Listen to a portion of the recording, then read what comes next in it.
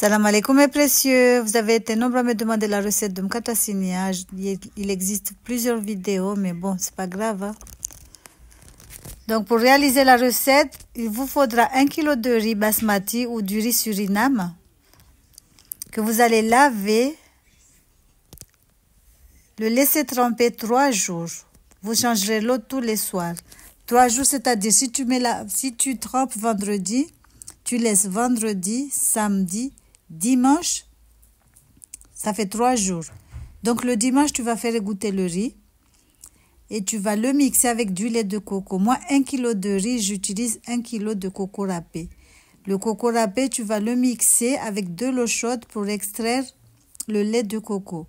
Tu vas garder le premier extrait, le kondohondo, les kondohondo, tu les mets de côté. Et tu vas mixer encore une deuxième fois. Ça s'appelle le mlunga. Shingazija, on dit mlunga. C'est le deuxième extrait que tu vas mettre de côté.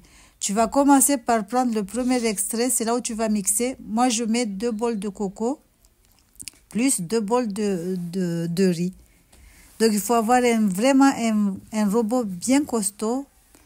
Parce qu'il faut que la pâte doit être bien mixée. Il faut qu'il soit lisse, sans grumeaux. Donc, le 3e jour, là, quand tu auras fini la pâte, mixer la pâte, tu vas le couvrir et le laisser encore 24 heures. Le lendemain, d'habitude, il y a de l'eau qui stagne un tout petit peu le dessus. Ça, c'est un bon signe, c'est-à-dire que tu vas avoir un bon mkata sinia, tu ne vas pas le rater.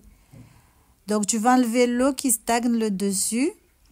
Après, tu vas rajouter 2 sachets de levure chimique, 1 cuillère à café de cardamome en poudre et 2 sachets de sucre vanillé. Le sucre vanillé reste vraiment facultatif, mais j'aime bien faire le mélange des deux, ça donne un bon goût. Mais sinon, vous pouvez mettre soit l'un ou l'autre. Donc, voilà. Et pour le sucre, c'est vraiment votre goût. Moi, 1 kg, je mets 250 grammes. C'est déjà beaucoup pour moi. Mais vous pouvez aller jusqu'à 300, 400. Tout dépend de vos préférences en sucre. Donc là, vous pouvez déjà préchauffer votre four. La cuisson, elle est un peu trop longue. Ça va de 1h à 1h30, mais tout dépend de votre four. Donc, vous allez faire une première fois à 180 degrés. Après, vous allez baisser à 150. Quand ça commence à cuire un tout petit peu, vous allez le sortir du four, couvrir avec du papier alu. Moi, ce que je fais pour ne pas avoir des croûtons dessus, je mets un tout petit peu de samli, de beurre clarifié dessus avec un pinceau. Après, je couvre avec le papier alu et j'enfourne. Donc, voilà. Le reste, je fais toujours des petits vilosa. Des fois, il reste pas. Ça dépend. Donc, voilà. Regardez ce que ça donne. Ça sentait... Vous demandez toujours pourquoi il faut le laisser tremper 3 jours. Eh bien, déjà, vous allez avoir un bon mixage. Je ne sais pas si ça se dit en français. Le riz se mixe très facilement, mais au Comores, on le trempait 24 heures parce qu'on utilisait le mortier. Donc, comme ici, on ne peut pas, on utilise le robot. Voilà, il faut le laisser tremper 3 jours. C'est rapide, ça ne prend pas du temps. Voilà, c'est ça.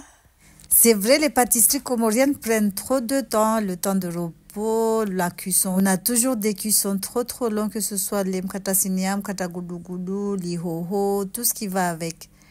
Donc voilà, regardez, machallah, il est bien réussi. Voilà, salam alaikum.